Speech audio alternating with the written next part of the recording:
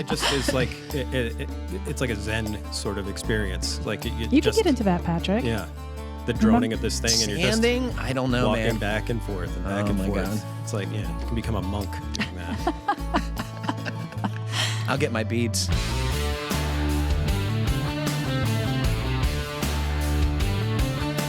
Welcome to the Fine Homebuilding Podcast, our weekly discussion of building, remodeling, and design topics aimed at anybody who cares deeply about the craft and science of working on houses. This is Senior Editor Patrick McComb. I'm joined by, what's your new title? Deputy editor. The Deputy, Matt Milham.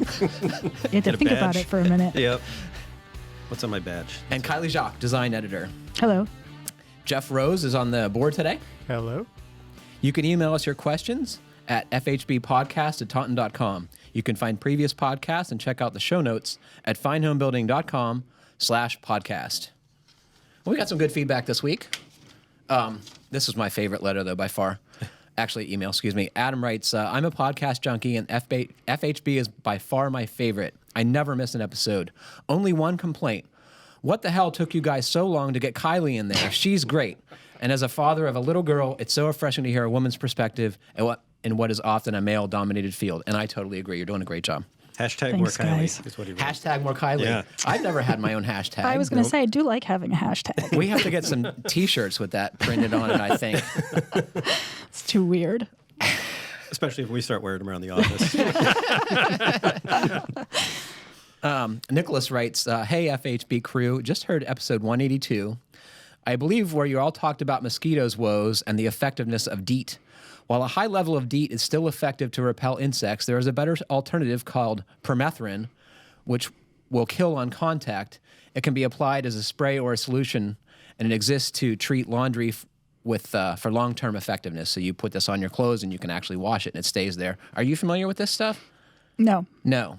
How about you? Yeah, the military, they use it. They put it on clothing, and it's supposed to last like 50 washes at least on the Army uniforms. I don't know if everybody else does it. But That's to prevent folks from getting malaria and stuff, right? yeah, I think it's mostly for that. But they also back it up. I mean, that's just part of like a two-part solution. So they have the permethrin-soaked clothing, and then they also back that up with some kind of like bug spray, either a DEET spray or some other, I can't remember what it's called. It's like IR 3535 or something like that. That sounds safe. Yeah.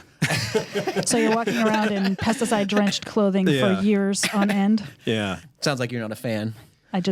There's got to be repercussions. Well, I don't know. It's not a problem unless you sweat, you know. Yeah. I think permethrin is actually made from like a natural thing, isn't it? I think it's like made from chrysanthemums. So that's like right up your alley, plant girl. All right, well, so- I want to see the ingredient list. Yeah. Interestingly, people often talk about, well, this is plant-based. Well, that doesn't mean It it's doesn't mean- healthy, right, right? I mean, exactly. there's like plants Yeah. have toxins too. Yeah, Yeah. so is heroin. Yeah, exactly. Castor bean, you don't want to be spreading that all over your skin. The one potential problem with permethrin is that it kills everything. So beneficial insects and stuff are also taken out Yeah. by this. So, I mean, if you're going to get malaria, I'd say, yeah, use it. But I would, like any of this stuff, like try not to if you can avoid it. But I will say I've had malaria 5 times over, and I probably would have soaked my clothes in that. yeah, it makes you Despite all of really, what I just really, said. really sick. Very sick. Yeah, you can die from it. Yes. Yeah. I had a roommate in college who's from Tanzania, and his malaria case got so bad it infected his brain, That's what and I that had. can be very, It very was dangerous. really scary. We didn't Yeah. want to say anything, but we know. We could tell. Long-term effects, malaria. I did go into the Wikipedia page on permethrin, and to better protect soldiers, as you indicate, the British and U.S. armies are treating all new uniforms. Has that been something they've been using that for a long time? Since I think 2013. Yeah. You can buy this In stuff the on US. Amazon. I found it in surprisingly large quantities. You're going to bring some with you on your vacation? So the cool thing about camping out west in the summertime is it's not going to rain. So I don't think bugs will be too bad, but I could be totally wrong. What do you think? Probably not. But you're camping, right? Yeah. I spent a summer in Montana. It wasn't that bad. I mean, it was hot. Dry. It's I gonna can tell be you that. hot. It was hot Yeah. and dry. Actually, 2 summers. Yeah, one fighting forest fires. You were fighting forest fires? I bet there I was was no out there. mosquitoes I was there. kind of covering it. Yeah, I was with a battalion that was like fighting fires. Is in there the anything you haven't done, Matt? Bitterroot That's Mountains, like- I think. What's that? It was I think Bitterroot? I can't remember. It was the Fish Creek Complex fire. Man. Yep. And so this got bad enough that they called in the guard? Yeah, because all the other national assets were tasked out. So they had an incident management team there from California. And What then does a the battalion National of Guard guys know from about Texas. fighting fires? Not a whole lot. They had to go through training, like about a week's worth of training, I think, before That heading does out not there. seem like enough. To Well- like, okay, guys. That's about all it takes to get your red card to do that stuff. Really? Wow. Yeah. Right up Wow, there I with hope plumbing. the people who were in Texas, I hope the people who are running the like firefighting effort are trained more than a week. Yeah, I mean, most of what 'Cause they the- were doing was just cutting hand lines. So you're just out there with like a Pulaski, which is kind of like a pickaxe, and you're just cutting You're making, lines. you're moving vegetation that would otherwise catch yeah, fire and just make like it spread. exposing dirt, and yeah, Sounds like fun. You Yep. dig trenches. yeah, like pretty stop much that's lines. what it is. Yeah. Okay. So we're still hearing about work trucks, which we first discussed in episode 180 and then a little more in 183. Samuel, who wrote me a really long email, I had to condense it. So he's from Hood River, Oregon. I've been doing custom residential construction for 2 years now and love the work. This work required a larger vehicle than my 40-mile-per-gallon four-door, four-cylinder hatchback, so I started searching for a work rig. I ended up buying one of the worst offenders of the environment for the best price. It's a 1989 F-250 with a 7.3-liter diesel engine.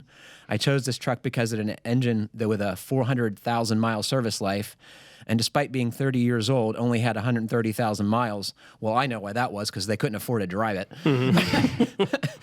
It has a bulletproof ZF5 manual transmission, 8-foot bed, 4-wheel drive, and only set me back $3,500. I think that was a steal. If you I want like to get its retro look, if you too. want to get rid of that, Samuel, give me a call. Also, being a boat captain for 3 years and maintaining its big diesel engine meant I could wrench on it myself. I don't drive it much, only for hauling tools and lumber, but I still wake up in cold sweats thinking about the particulate matter that I'm landing on the polar ice caps. I love the discussion you guys had on work rigs because it's something me and my coworkers think about all the time. So, there you have it. Looks a lot like the truck my grandfather used to have, except his was, I think, a custom deluxe, but same paint Is that a scheme. cool truck? Yeah. My dad had one too, bright Yep. blue. And I love that it has a manual shift. I think that's super cool. Ted from Saline, Michigan also wrote in about trucks. I like the episode 183 discussions. Very interesting regarding contractors who are over-trucked. Our description is sticking. You might appreciate this article. So interestingly, I had read this piece by Mr. Money Mustache, who is a blogger, right? Who is allegedly retired early. I don't know much about him, but he's talking about how little sense it makes to spend a ton of money on a truck that is really not practical for work. Yep. Yeah, so his example was an F-250 four-door, four-wheel drive that had a sticker price of almost $70,000 when taxes were included. And his point was, trucks like this scream, I am a sucker for shiny toys, and I'm horrible with my money.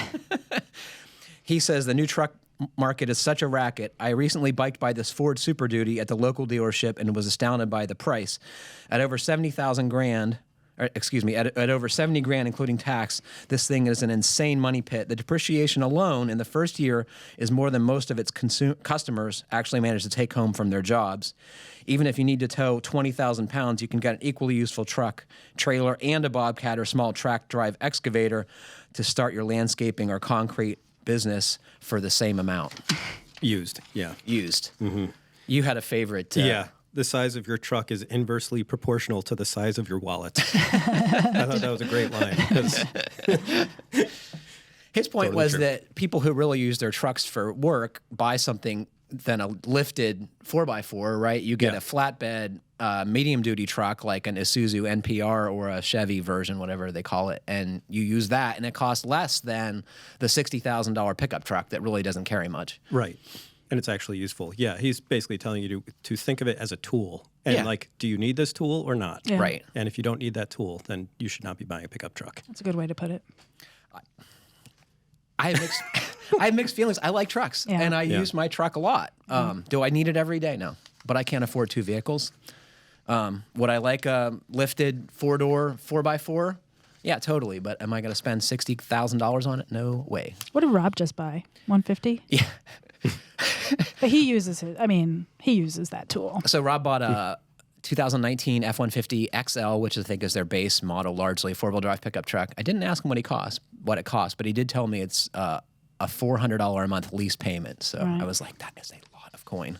He must be getting paid more than us. Yeah. His brother-in-law works for Ford, so he gets a special deal, and they have new Fords generally because it just makes a lot of sense for them. They give you a good deal if you're a family member of a Ford employee.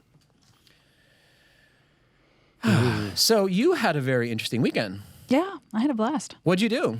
I went up to upstate New York and attended a carpentry workshop for women. Cool. Yeah, there's a school called Hammerstone School, Carpentry for Women. What did they do there? What did you do there? Well, I built sawhorses. They also offer some book shelf making classes and then a framing class, which I intend to And what were the other attend. women, what was their backgrounds who attended this class with you? It was a first time for all of us, and it was a really mixed age group, which I really enjoyed. There were retirees there. There was one ambitious young gal who was in her early 20s, ready to build her own tiny house, and it ran the gamut, and it was fantastic. I learned so many Was it a bonding things. experience in addition to a Not so carpentry? much. No, everybody was pretty focused on what they were learning. Interesting. Yeah, I found that my favorite thing to do was to transfer measurements from one side of the board to the other. I really like using the pivot point on the speed square. Flipping the speed square? Yeah. Took me a bit to get my head around it, but then when I did it, I was like, this is really cool. And this was the first time you used a circular saw, correct? Yes, I really enjoyed it. That is a fantastic tool, right? Yeah. Yeah, sure beats hand sawing. Although at the very end of the workshop, I did realize that I should be looking at the line from a different angle. It was much easier to see all of the line if you look at it to, this is the circular saw. Sidewinder. The sidewinder. If you look at it to the far side, you get to see more of the line than the way I was looking at it. Yeah, I hate that tool for that reason. Yeah, right. I like the worm driver, a left blade, so I can watch it while I'm cutting. I found that very awkward. Yeah, you either like one or the other Right. generally. Yeah. If you had any complaints, I would have thought it was the torque of the worm drive. It was just heavy for me. Yeah. It's heavy. Yeah. It is very heavy. So I think that's most people's complaint with that tool. And so would you tell other women who had little experience in carpentry to do this, to get more comfortable with the stuff? 100%. Yeah? I highly recommend it. It's a very unique program. I think there's only one other on the West Coast. So And it was where? it's in Ovid? Trumansburg. Trumansburg. I stayed in Ovid. Yeah. Okay. Where is that near for the rest of us? Ithaca. Thank you. Yeah. Yeah. New York. Yeah. Right. Home of Cornell and Upstate. Ithaca College. Okay. It's very Yep. pretty. Yeah, the workshop takes place in a big old barn, and Can I ask these what it gals cost? know what. It was just over $300. That's not bad. Not bad, and I really did learn a lot. It was 2 days, 9-hour days. Cool. Yeah, and I got a story out of it. So what's your next carpentry project? Now you have sawhorses. I actually left my sawhorses behind. That makes I me kinda donated them sad. to the school. I know. Because they wouldn't fit in your I'm going car. to work with the guy on my soffit. I'm going to learn how to fix that. We went cool. over it together, and I'm gonna see how to take that apart and fix it. I hope you're going to tell No him when help he's. from you guys. I figured it out on myself. I hope you're going to tell him when he's doing something wrong. He's been working on the house next door to me, so I feel confident in his skill set. I've looked You've at his been work. watching? Yeah. Do you just stand there and watch him, or do you like snap a picture and then like I kind of? asked him to show me what he's doing. Is he helpful? Yeah, he's really great. That's really cool. Climbed up So- on my roof the other day, got all the moss off by hand. I was What? just out of the goodness of his heart. I don't believe that. Yeah, it was amazing. I cleaned out one half of my, the short side of my house has that I cleaned out that gutter, but the other side is too tall. It's a salt box, so it's way too high for me. So he just did it. That's really nice. Yeah. And what have you been doing? You're still working on your shed. Yeah, geez. I'm never going to stop talking about this dumb thing because it's never going to get done. Well, you've made some serious progress. Well, yeah, I finally painted it. It's black. looks fantastic. Yep. Yeah, it does look good. Yeah, and I'm still waiting on those panels. Mesco Supply in Walden, New York. If you're listening, please. I would love to have those panels. It's How been long 6 ag- weeks. oh. So we're talking about the translucent roofing for the potting shed side of this. Yeah. Yeah. Yeah. And you used an interesting tool to paint this. Not a Yeah. brush, not a roller. Yeah, it was. It's sort of like a homeowner grade HVLP sprayer, and yeah, it was great. We got a picture on the podcast site. Wagner Flexio 3000, and it's great. I mean, I'd never sprayed paint before, but after having done it, I don't ever want to have to brush or I believe it. roll paint on again because it's so fast and the results are so much better than I've ever been able to achieve any Is other it for way. I'm not a exterior? good painter to begin with, but this made it so much better. Is it for exterior only, or can you? No, you can use it on inside too. Yeah, You're it going to has- have overspray. Yeah, you have some overspray, but when you're doing a whole building, that's not really an issue. You know, what's it overspraying onto? The rest of the But building. when she was mentioning Yeah. about using it inside, you'd have to Yeah. protect all the surfaces Right. adjacent. Yeah, and it does have a trim. It comes with two different sort of sprayer things. I don't know what you even call them. Cups? Yeah, cups and nozzles. Yeah, it's kind of an odd design that the cup and the nozzle are interchangeable. Yeah, so that whole thing comes off, and basically the turbine or whatever unit is completely separate. So you can separate the two things out, and so yeah, you can have like two different kinds of paint kind of going at the same time with the same setup. So That's pretty nice. neat. Yeah, That's cool. So what does this cost, and like what was the learning curve?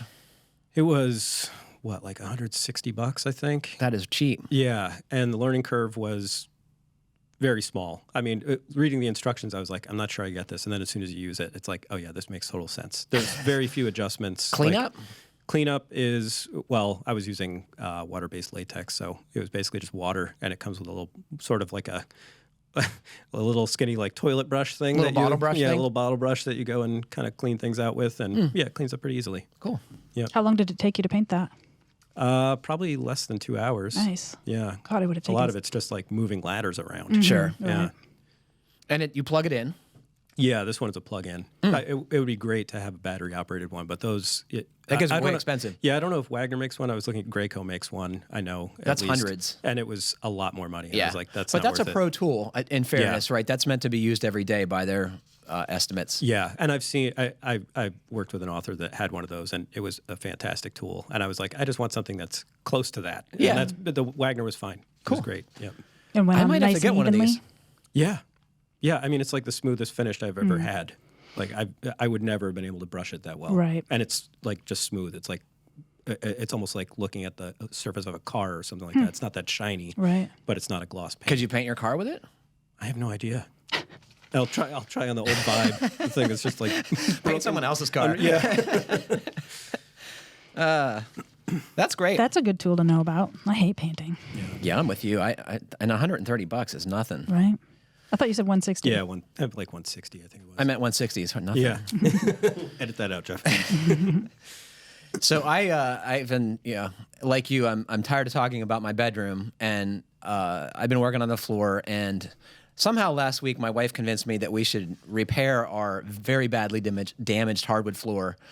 And I resisted for a long time, but I decided to just bite the bullet, just more out of economy and to maintain the character of the house without resorting to cheap plastic floor coverings on top of what we have. So I think I told you guys in a past episode about how a carpenter had run a circular saw down the existing oak floor, and I have some pictures of that'll be up on the podcast page. For what reason? I have no By earthly accident. idea. Seems like an accident, but it's an awfully... It was your guy who messed up his countertop. Same, he was hanging Same out at Patrick's thing. house. Yeah. His looked solution was not very creative. Yeah. It looked like they were cutting panel products and just had the blade too low Oh. and cut into the floor. So it was probably a 4-foot section with a saw kerf down it.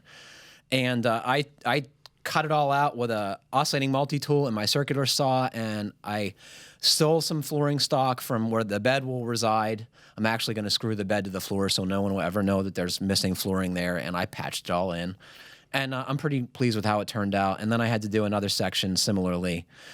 And You gonna refinish those floors? yeah, and the next thing is to sand it and refinish it, and we're going to have a hardwood floor that is original to the house. Cool. What kind of Yeah. wood is it? It's a white oak. Nice. How old is your house, Patrick? So the original house was built in the 30s, and it was probably a seasonal kind of cottage for someone who had a bigger house elsewhere.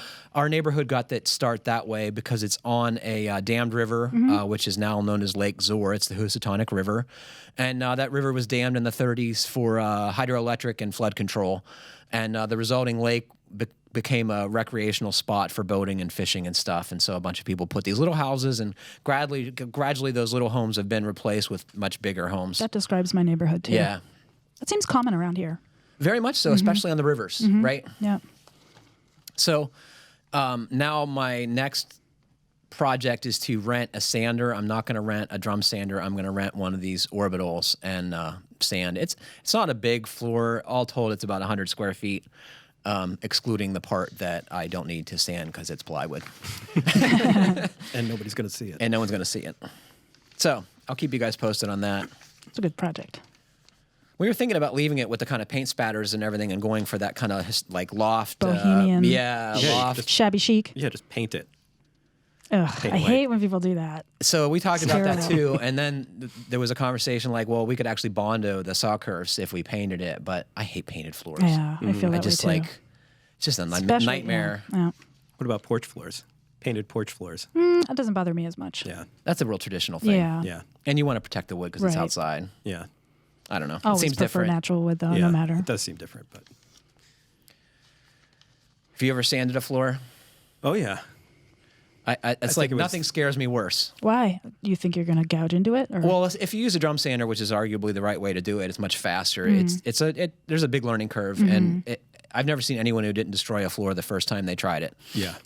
Yeah, I used the random orbital too. I think I had 3 pads. Thing weighed about 100 pounds, and it took about 13 hours. That sounds like a lot of fun. But yeah, I had some crazy like cupping of my. You were saying that, yeah. Yeah, You had to reverse sand the cups. boards flat. Yeah, I I don't was have trying to to get worry it about flat. that. Yep. So what's your biggest fear? It's going to take hours and hours of boring, exhausting work. Podcasts? The time flies. Like, yeah, I was just listening to What stuff. were you smoking? I don't know. I mean, like, it just is like it's like a Zen sort of experience. Like, you can get into that, Patrick. Yeah, the droning of this thing, and you're just Sanding? I don't know, walking man. back and forth and back Oh and my forth. God. It's like, yeah, you can become a monk doing that. I'll get my beads. Should we take some questions? Yeah. So we heard from Bruce from Hendersonville, North Carolina. Hey, FHB Podcast guys and Kylie. People are having to invent new ways to salute us, right? I do appreciate it. Thanks to you for your podcast. I find I'm more able to listen to the podcast shows and get a chance to sit with the magazine and read an article.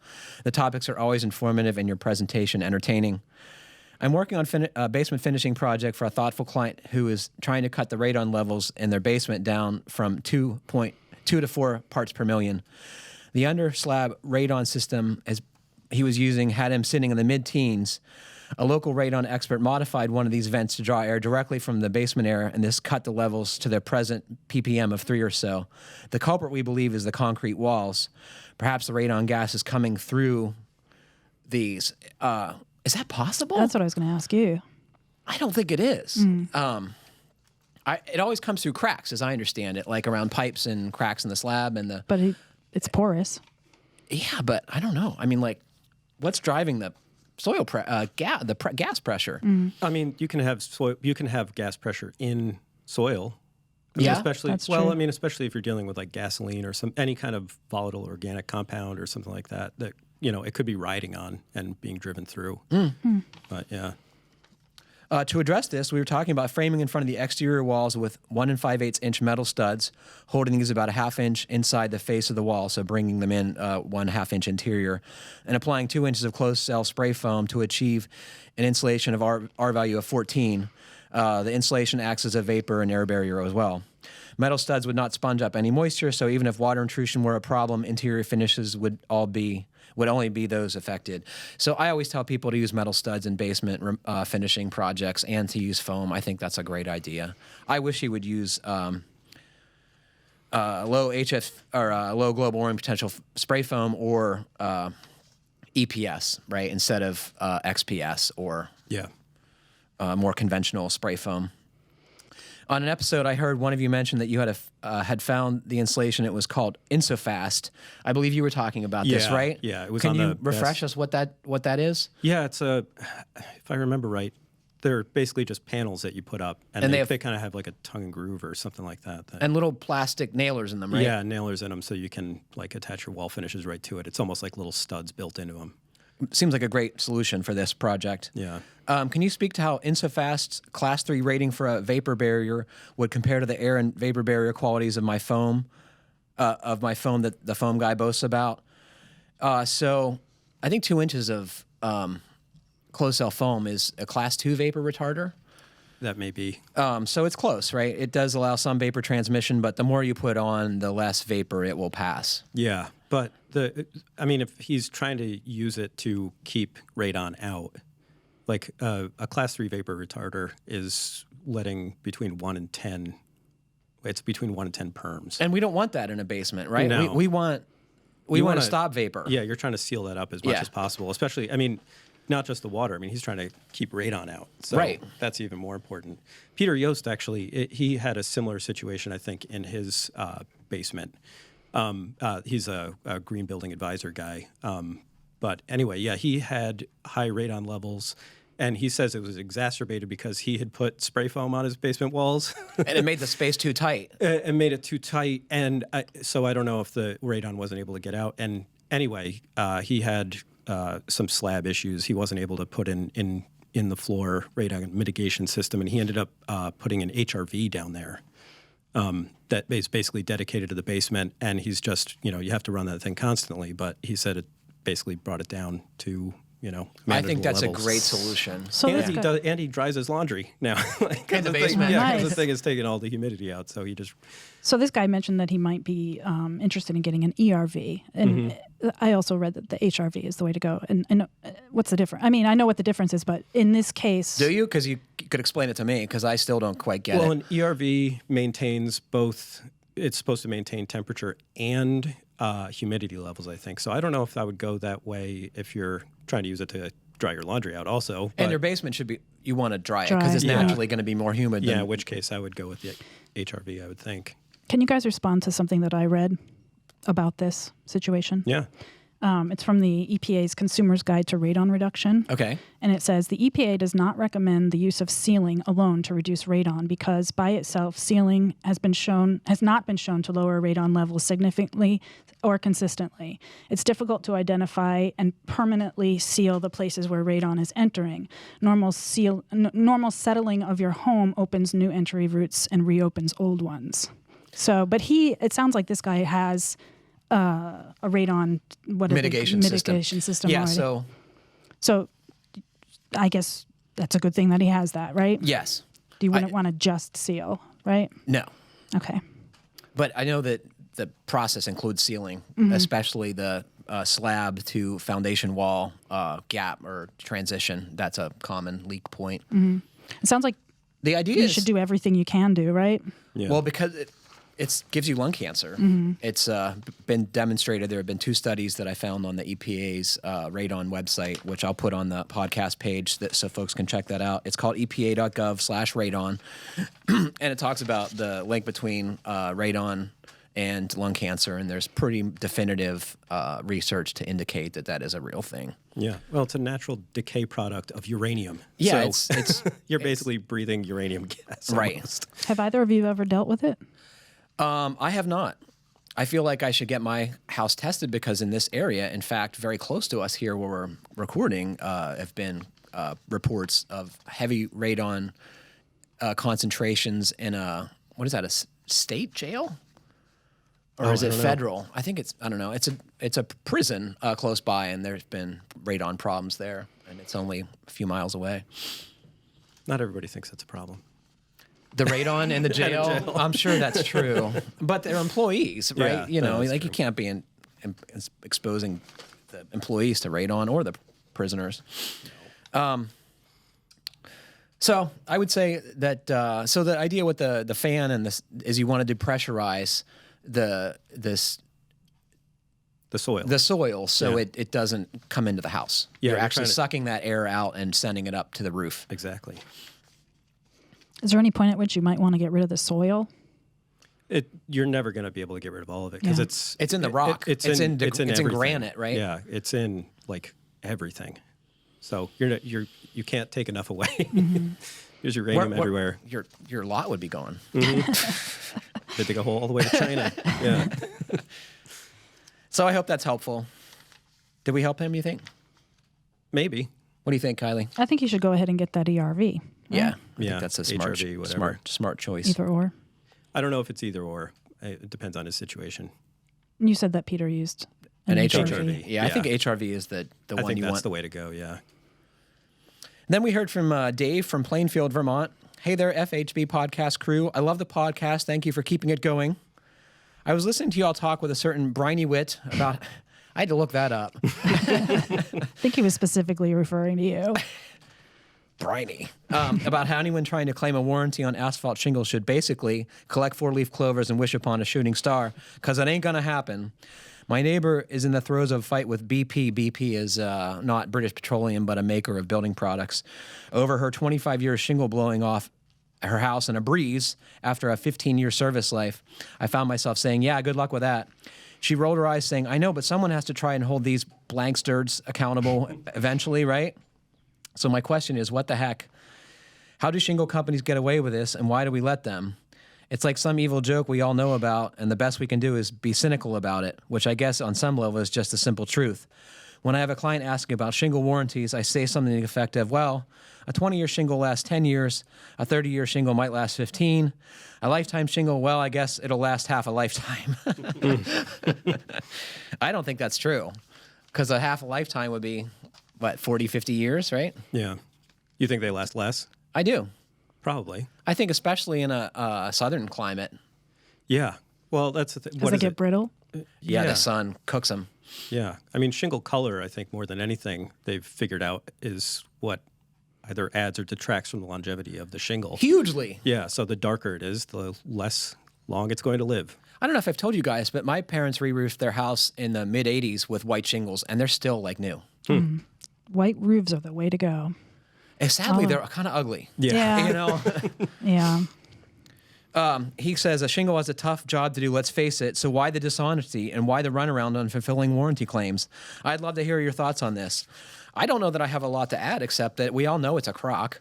Yeah. And like Matt says, white shingles last longer than dark shingles, or light shingles last longer than dark shingles, I should say. Yeah. But I think they do it.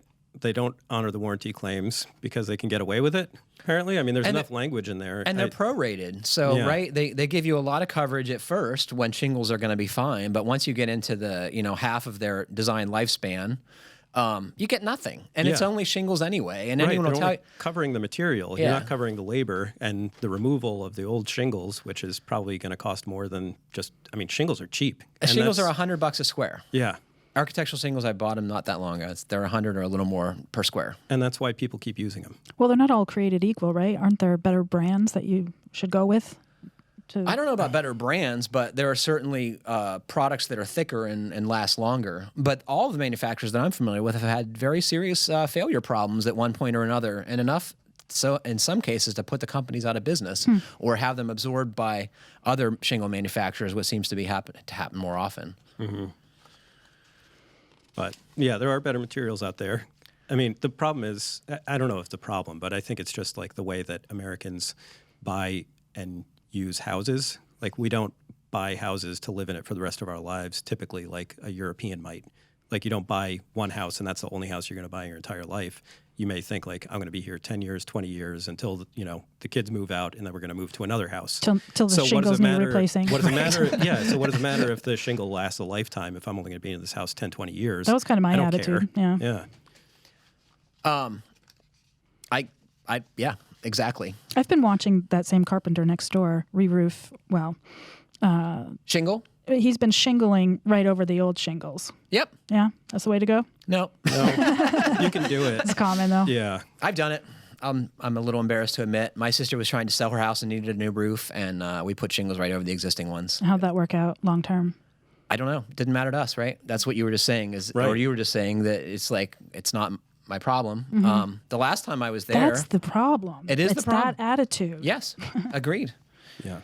It's hard to get people to spend money on a house they're not going to live in, though, right? And I totally understand that. Yeah. If they're spending money for like projects on their house, they're things that are more useful Satisfying. to them and Yeah. satisfying. Yeah. Like, you're going to expand, you're going to make the house bigger or something like that. Or new countertops. Or new countertops, or something that like is actually like you're looking at every day and using every day, rather than the roof, which you're using it. You don't realize you're using it because that's what's keeping you dry and warm. But You mentioned other products, so like metal roofing jumps to mind. Right. which will last forever. Slate will last. I mean, you can hundreds of years, if not longer. You can take those off and reuse them. Does if anybody something use goes slate bad. roofs anymore? Yeah, It's rare. It's rare. I mean, So it's very, expensive, very right? expensive. Yeah. That's the Very, problem. very expensive. And finding someone to do tedious. it is very difficult, I'm sure. Yeah, There's a it's very specialty craft. roofing craft. Yeah. Yeah, I worked for a guy. That's what he put on his house, but it did take a very long time, and he hand cut everything. Wow. So it was, I'd love to it's a see that. big Very- job. We should get that story. yeah, That'd be a But great that's story. a roof that'll last hundreds of years, potentially. Sometimes the flashing wears out, but that's why people put copper flashing with slate commonly, Yep. because it's going to last as long. Yeah. Yep. Last house I lived in had one. Slate roof. It was from the early 1800s. I've had this conversation with a bunch of people. They're like, "Oh, what kind of roofing should I get?" And I'm like, "Well, I would go metal." Yeah, and they're like, metal. "Well, but all my neighbors have shingles," and that's another thing we're up against, right? Is like, Right. people want their roof to look like all their neighbors' roofs, Right. And But- I don't really understand that. It's like, what kind of car should you get? BMW. But all my neighbors have Kias. It's like, okay, is that what you want to aspire to? Right. What can you say about the longevity of cedar shingles? So, coincidentally, I was in an event last night where the Connecticut Home Builders Association had a little get together at a local lumber yard, and they had food. And what caught my eye was one of the big lumber trucks with a piggyback forklift on the back had units of wood cedar shingles on So it. nice. And I was like, that is a lot of dough sitting Mm. on that truck. You're talking about tens of thousands of dollars. This thing was loaded.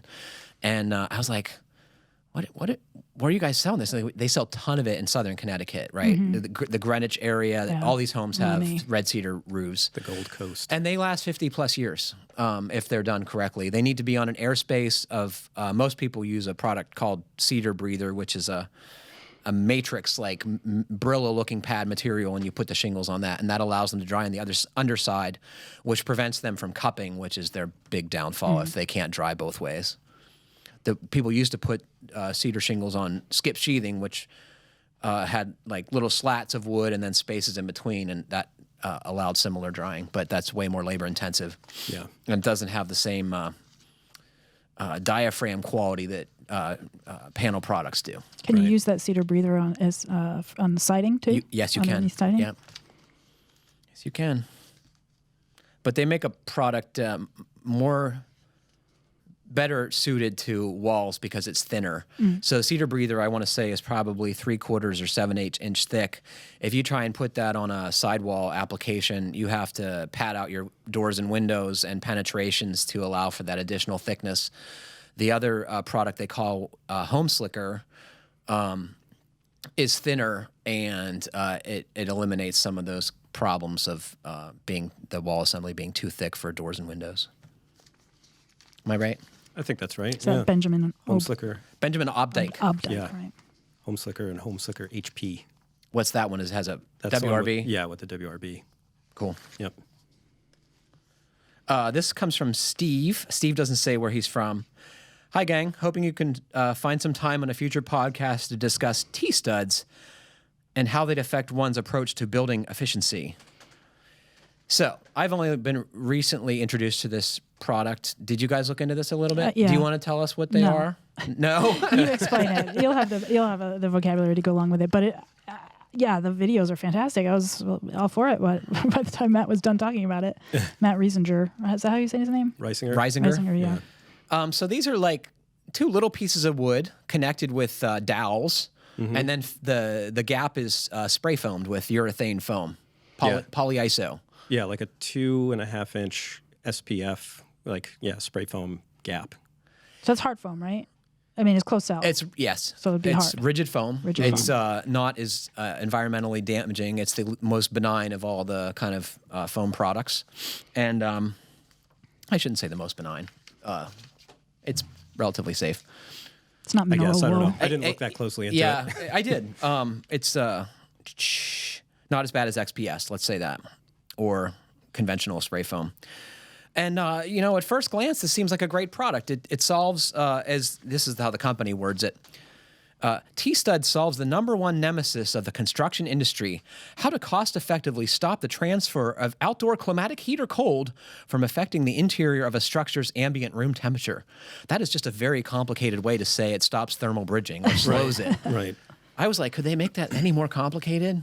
That seemed like Well, for the somebody visiting their patient doesn't know what thermal It was bridging written is. by an engineer for an engineer. Okay. I don't think that is at all clear what that does. No, it doesn't. Now, see, it makes sense to me. I mean, it's all spelled out. Well, yeah, but you also like work with architects, and they also speak in like a weird language. Yes, It they doesn't make do. any Right. sense to the average Archie person. speak. Yeah. I hope that catches on too. Archie speak. So, like I said, this seems like a great idea at first. So then I dug into how you use these things. And boy, a couple things started jumping out at me. So first off, the stud itself is 2.5 inches by 5.5 inches deep. Well, the 5.5 inches deep isn't a problem, but 2.5 inches, how are you going to put insulation in between these things? Because they are much wider than a conventional stud. A conventional stud is 1.5 inches, so consequently your insulation material is 14.5 inches wide.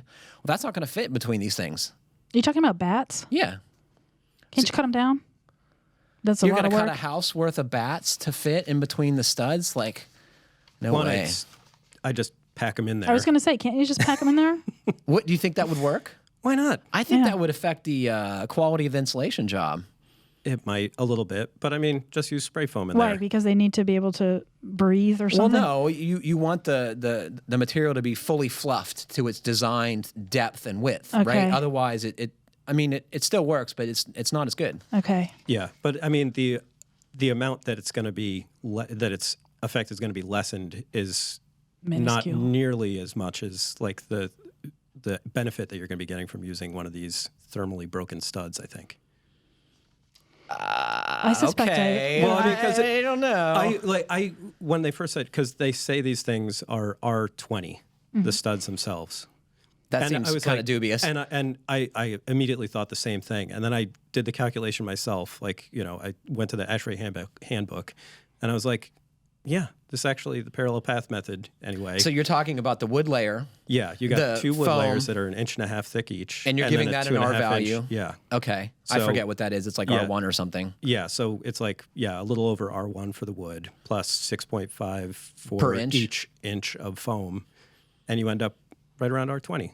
And I'm like, wow, that is pretty great, as opposed to a normal stud, which would be a 2x6 stud, which would be about something like 6.8. Right. Yeah.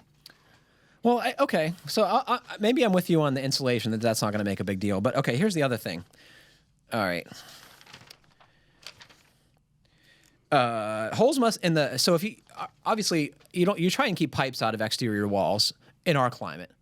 In the rest of the country, or much of the country, people put pipes in exterior walls routinely. So you can't put anything bigger than a 2.5 inch hole in one of these studs. Really? Yes. Oh, that's Because it compromises its integrity? Yeah. Yeah. And you also can't cut the little dowels that connect the two wood parts. And they have a field fix for if you cut one of them by mistake, but if you cut two, you have to replace a stud. yeah, that's That seems like a serious design limitation. yeah, because the plumber and the electrician are going to be going through there with And I can't think of too many instances where you would have a pipe bigger than 2.5 inches. Well, can't you just go right through the foam? That you have to. Yeah, you got to basically miss the dowels. Yes. Right. Yeah. Okay, so But you're you saying at a certain point you're So going a to be 2-inch pipe, hitting the which wood. would be common for a kitchen sink, for example, right? It has a 2.5 inch outside diameter. And what's the distance between the dowels? How I think they're 2 foot on center, is what I recall. Yeah, they're spaced pretty far apart. But I mean, if you're trying to get this, if you're a plumber and you're trying to get this, line sloped and at a specific spot, like they don't care where the dowels are. The Right. dowels are where the dowels are, yeah, but yeah. your hole has to be where your hole has to be. Right. So Yeah. Yeah. I see that as a big problem. yeah, I wonder Okay, so if that's not enough, you have to nail these things with 4-inch nails. So, like, you use a Yeah. bottom plate, and then you go into the two wood parts into the end, as far as I can tell. And because they have a much smaller cross section than a 2x6 or a 2x4, you need longer nails, right? yeah. So And you got to hit those members. perfectly. Yeah. Do you know what a nail gun costs to drive a 4-inch? 4-inch nail. That's what I was thinking. Like, how? Who makes that gun? It's a rare thing. Yeah. I mean, Bostis used to make one. I went on their site briefly this morning, and I couldn't find it. It might be something that they're targeting to commercial or industrial users, But Fastco is a brand that has it, and they make good products. But the thing is $900, Yikes. and So it weighs one- 12 pounds. Yeah. So Unloaded. and it's unloaded, and it's enormous. It's 17 inches tall. Man. So like, I think this is not a real thing. Yeah, and they're not.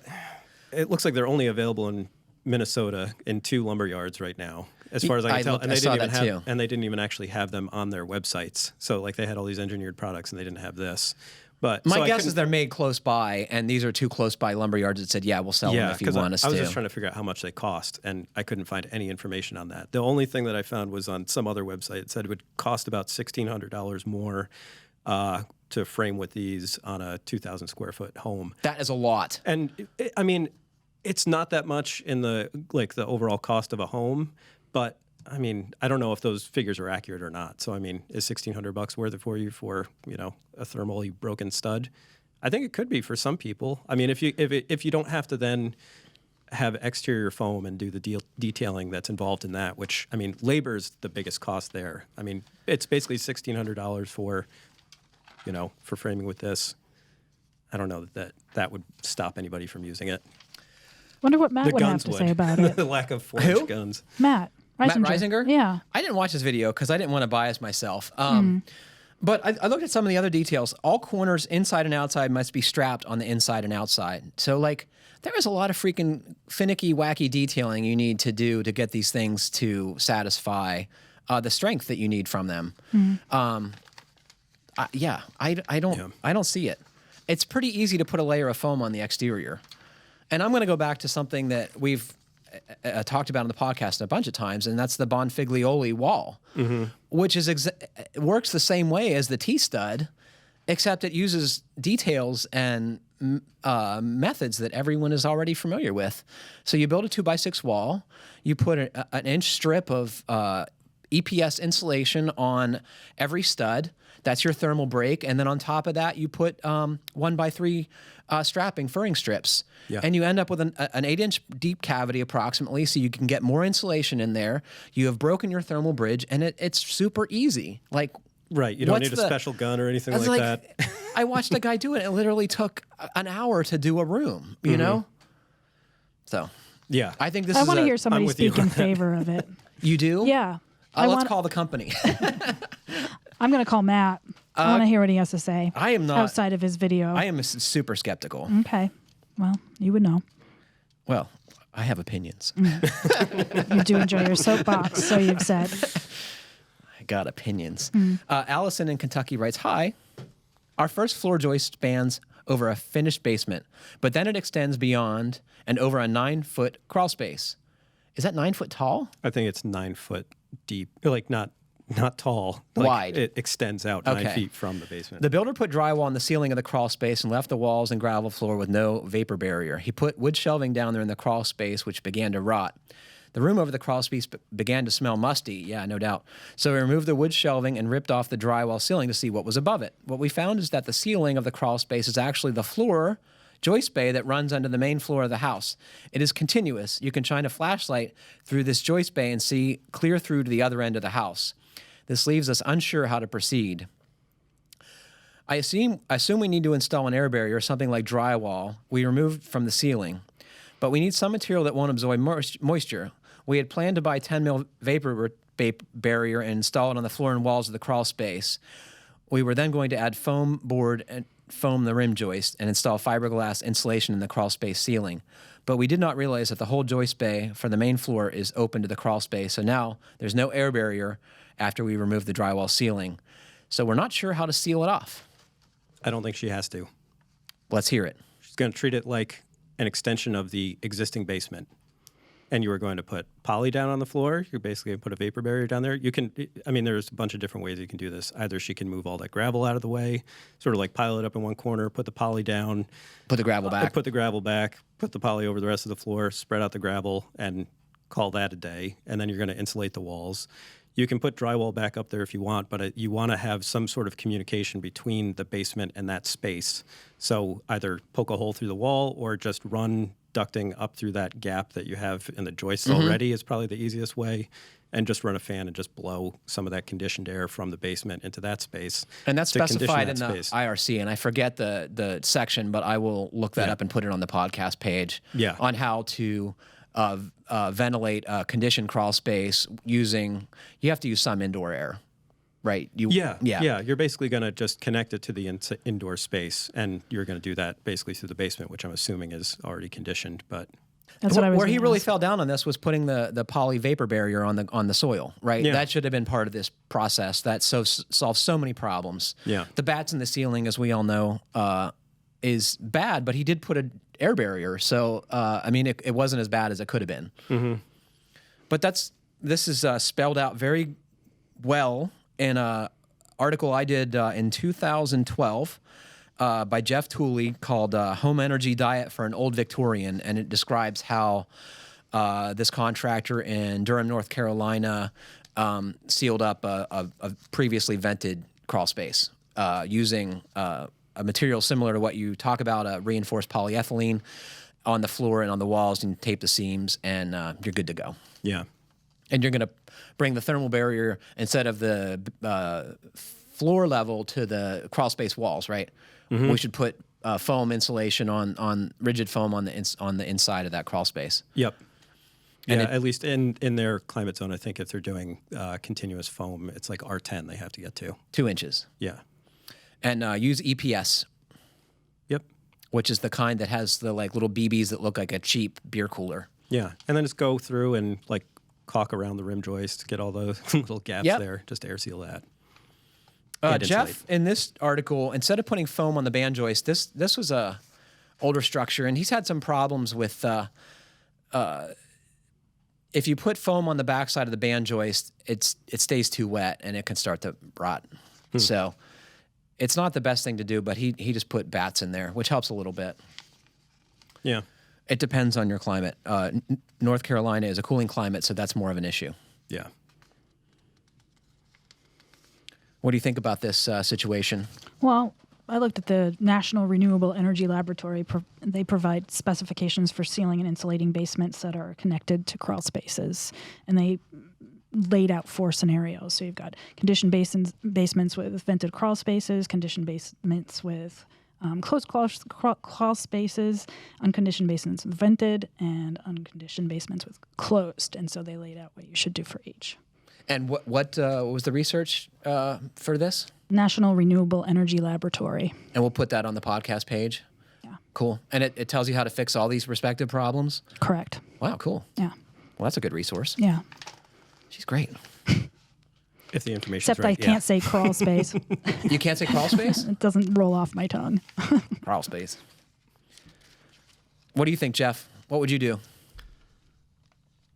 I think what you outlined is pretty straightforward. Yeah. And if there's a door to get into this crawl space, like you're going to have to weather strip that, just like it was outside, right? Yeah. And if there's a vent, I would probably Seal it off. Yeah. Yeah, Jeff had to do that in this article I mentioned that we'll link, and he put the poly right over the existing vents. Yeah. With a layer of Thermax, which is a polyiso foil faced. One thing to keep in mind is you are supposed to put an ignition barrier if you use foam insulation materials in crawl spaces by the IRC. That can be plywood or drywall. A way to solve that problem is to use Dow Thermax, which has an ICC approval for use in this applications. But I have heard that some code officials will not allow you to use any kind of foam at all without an ignition barrier. Even this one, which I don't see how they can do, but they make the rules. Yeah. What's going to catch it on fire? There's nothing in there. That's what you said about that car. Well, that car, I mean, anytime you got gas. So Kylie is alluding to, we got an email from one of our friends, Ian, who's a builder in upstate New York, and he sent us like a 10-second video of their painter's car just like pouring flames from the hood. Yeah. It was sitting there all day and somehow caught fire. Yep. What was your suggestion? I thought maybe it was a short in the actual, like in the Alarm. car alarm, because the car alarm had been going off for quite a while, and then all of a sudden it went off. It stopped going off. That's but when it melted. The lights were still flashing. Yeah, and the kid whose car it was, he just ignored it while the alarm was going off, and one of Ian's workers was like trying to tell him like, hey, your alarm's going off, your alarm's going off, your alarm's going off. And the guy just ignored it. So I figured out what Until the happened car- based yeah? on this conversation. Yeah. So one of the neighbors who got sick and tired of listening to the car alarm just like set it aflame. Possibly. This is, I should say, this is 2 miles from my house that this happened. It was really dramatic. I mean, I liked your first theory. Yeah. Oh, yeah. We're not going to get into that one. I don't want to denigrate painters on there. Fair enough. you were suggesting he was smoking his lunch. Yeah, possibly. Man, I don't know. It was dramatic. I gotta say, the flames must have been 10 feet high. It was pretty. Yeah, it was pretty crazy. It was making the tree above it sway with heat rising off of it. Yeah. Yeah. Wow. I think that's all the time we have for today. Thanks to Kylie, Matt, and Jeff for joining me. Thanks to all of you for listening. Remember to send us your questions to fhbpodcast@taunton.com, and please like, comment, or review us however you're listening. It helps other folks find our podcast. Happy building and keep craft alive.